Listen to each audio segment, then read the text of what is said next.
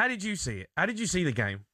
I thought first half it was kind of cagey, 50-50, maybe with a better side. But if you look at it, like I said, the first 45 minutes, neither team had a shot on target. It was a bit boring, and boring. Well, I think it was a cagey match. Right? It was like a chess match. Like, you go, well, let's see what you're going to do, and the moment was historic, so you can understand that some of the nerves and not want to make any rash decisions. The battle and the rivalry with Argentina and England goes way beyond. But once we scored the goal, I thought, okay, yeah, we can now go on and continue playing the way we've been playing. Because what baffles me, right, is for 45 minutes they did not have a shot on target, right? Yeah. And we played a certain way. We didn't play that. They didn't get a shot on target because we dropped deep. They didn't get a shot on target because we had every single man behind the ball and 5 defenders. They didn't have a shot on target because they was worried about us going forward. They had to deal with our players on wide and players getting trying to get into their box. Yeah. It was a way of the best form of defense is attack. Yeah. And it genuinely is. So what baffled me is that we then score and then go, all of that stuff that we've just done in the first half that worked hard at, let's just throw it away. Let's change it. Yeah. Let's change it up. Let's go a different style. Argentina had to change. They had nothing to lose in the end, right? Argentina had to try and create chances, right? But that would have benefited us. Yeah. Because gaps would have been opening up. Harry Kane would have probably got on the ball a little bit more. We'd have more chances in the box. That would have benefited us. And what I don't understand is out of the 5-6 games we've played, Madueke's either started or came on. Saka's or came on. But in one of the biggest games of our history, none of those players come on. How do you play a tournament football when you've got like a rhythm going? You have certain players who come on to change a game. Yeah. But then you get to that vital point and you don't bring them on. You didn't use them. Yeah. You don't use him. I couldn't believe that. But I saw Rashford. I thought, where's Saka though? I thought Morgan Rogers. Look, fair play to Morgan Rogers because he got an assist. But I thought he was there for me in the first half to just kind of do what he can. Nullify the midfield. Nullify what they were going to do. And then it was built up for Saka or Madueke to come on in the second half. We all know. I couldn't believe it didn't happen. We all know their weakness is their fullbacks. Anyone with a better pace can get at their fullbacks. The defence is not the strongest. But yet we didn't play with a winger. Well, we took him off. And then obviously Rodgers in, so we got no winger on the pitch. Bring on Rashford. Why not Saka? I know Madueke we talk about, but I know Madueke had an absolute stinker. Yeah. Right? So maybe he lost trust and belief in Madueke to come on in that game. Then you're throwing Saka. That's what baffled me. And then obviously we can all talk about how they just sat back. Do you know what? I think what's played against England is the Mexico game. Because we defended that way against Mexico, and we all raved about it. Heroes, applause. What a team spirit. Great Dan Burn coming on any ball. Amazing. Yeah. And the press was all over it. I think that's played a massive part in the way we finished that last 15, 20 minutes. Yeah. We thought, okay, do you know what? We've done it. We've done it against Mexico. But when we were talking about Mexico, we didn't talk about how good they are. All I heard was the altitude. Can the players deal with the altitude? We didn't talk about we need to look after this player, that player, this player. We didn't have. I mean, they had some okay players. Oh, okay. And if you look at their deliveries, it was either out of play into Dan Burn or into Pickford. Yeah, not Argentina. It's not Argentina, so that Mexico kind of yeah. Yeah, but he went early, right? Didn't he? He went too early with that was the biggest inquest. And apparently, the FA are going to have an inquest into why he made. It needs to be studied.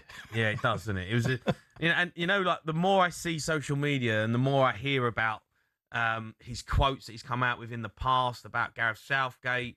The way we approached the game against Croatia, where he said about I'd rather lose and play like this. We're going to go out and attack in the second half, and then we did, and we put in that kind of performance. And then in the biggest moment when you needed him to be brave, he just wasn't, and it was just it just hurt so much. But I've heard quotes about DNA. Do you think there's a DNA problem at England? I think that's more of the style of football I think he's referring to. Because if you look at Brazil's DNA, pass, tiki-taka, Spanish tiki-taka, that's where the world comes from, that kind of football. You don't talk about England and go tiki-taka. No. You don't talk about that passing and dominating like the Spain do. We're not associated with that. Like when I played in Spain, you could go to the bottom, the bottom team in the league, and it will be football. It will be bosh all over the place. Every team you played, it was technical football. Yeah. England's not like that. No. So the DNA of the football is a little bit different from grassroots, and it's different. Grassroots football. I can understand it, but I think that's what he means by the DNA. Yeah, but I have to disagree with him, because when you talk about DNA, and I get grassroots football and the way we kind of, certain players might have been brought up, but when you're talking about top level football players, the ones that end up playing for the national team, their DNA is to play football, is to keep the ball. They've grown up at Man City's academy, Liverpool's, Arsenal's, Tottenham, Man United. They've come through youth systems where football is all about playing football and keeping the ball and making, transitions happen and things like that. They're not playing, pump ball and then end up playing for England. That ain't the case. These lads who, I hate Phil Foden, Jude Bellingham, all these players. Phil Foden's not there. Cole Palmer's there. All right. I'm using them as an example. Harry Kane, Declan Rice, Anthony Gordon. All right, but all these players, Gemma, they ain't been playing boom ball when they were kids. I get what you're saying. They've been at top academies. But you look at those individuals. Let's look at the difference, and you talk about Anderson and Rice. And let's compare them to the midfield of other teams who like Rodri. There's a difference in style. Rice will pass it back and forth.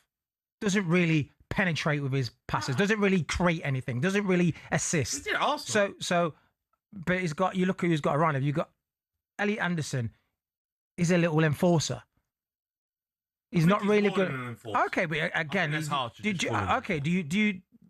you the games he played, did you see him hurt anyone? Did you see any decisive passes? Oh my, what a ball. Did you see that from any of our midfield? Any of our centre midfield, did you see anything and watch the game and go, great ball. Elliot Anderson, the first game against Croatia for first game. First game. We need that in all the games and just semi-final. No point doing it in one game. No, but we talk about Rodri. So this is when we talk about DNA of football. I know, but Rodri's one of the best centre midfield players in the world. And I get everyone's talking about Rodri because everyone uses him as an example as to dictate tempo. But he moves the ball. He keeps it simple. He don't hit raking passes. He don't, he'll keep it moving. He'll keep it two touch. Right?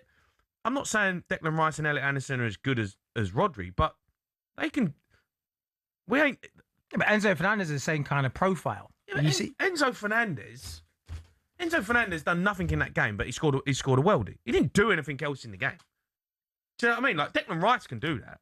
Declan Rice can shoot. Well, I've not seen him do that for England. Jude Bellingham scored 6 goals in. Yeah, but that's Jude Bellingham. I'm a bit annoyed that our managers come out and talked about DNA. We England DNA? I think that's garbage. I genuinely think that's garbage. He didn't take Cole Palmer, by the way. He didn't take Phil Foden. He didn't take Trent. He didn't take Lewis Hall. All lads whose DNA is about keeping the ball, moving it, and having creativity and hitting key passes. He didn't take any of them players. So don't come out and tell me, it's not in our DNA to be able to keep the ball. We didn't take the players who can keep the ball. Yeah, he missed out on some major players who would have made a big difference, and that's his own. That's on him. Pep Guardiola. If Pep Guardiola was the England manager, them players would keep the ball. They can keep the ball. They're all talented enough. They're all talented football players who know how to keep a football. Yeah, and they can be brave in possession because I've seen them do it at Arsenal, at Man City. I've seen them do it. All of them. That for me is a cop-out from Thomas Tuchel. It's a massive cop-out, and he's using it as an excuse for his terrible decision that he made to go ultra-defensive at the wrong moment. And he's using the DNA one that people like to use on England. It's not in our DNA because we play back-to-front football in England. That's absolute crap. That's crap. I've been through the youth system at Arsenal and Tottenham. You've been through the youth system at Arsenal. Did you play back to front football? Did you ever? You used to get absolutely slaughtered if you kicked it long at Arsenal's academy. No, let's stop the game. Let's stop the game. What are you doing? What are you doing? We don't kick it long here. We keep the ball. Our Arsenal team was unbelievable. Yeah. Tiki-taka all day long. You did have a good team. My team was decent as well, to be fair. But even when I signed for Tottenham, it's the same thing. Like every youth system that I know and players that I know have played in youth systems, not one of them who have ended up playing for the national team have played boom ball when they were young. Well, I don't think it's that the absolute garbage. Exaggeration of a boom ball. It's more of controlling it with a purpose. Not just going, because when you watch England, you do. Sometimes it can be a ball fest, just going round and back, and it's no really excitement. Spain do that, yeah, and Spain are in the World Cup final. No, but you watch Spain do it, and it's with a purpose. Yeah, but they'll move the ball. I watched them against France, and they was doing it, and it was like of joy to watch. Now, one thing I will agree with you on is the midfield players now. It's too much sideways and backwards. Too much.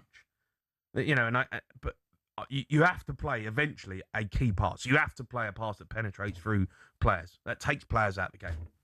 That, I think, in the English game has gone potentially a little bit downhill. But to say that our DNA is the English way, I think is out of order, and I think he's used it as a cop-out.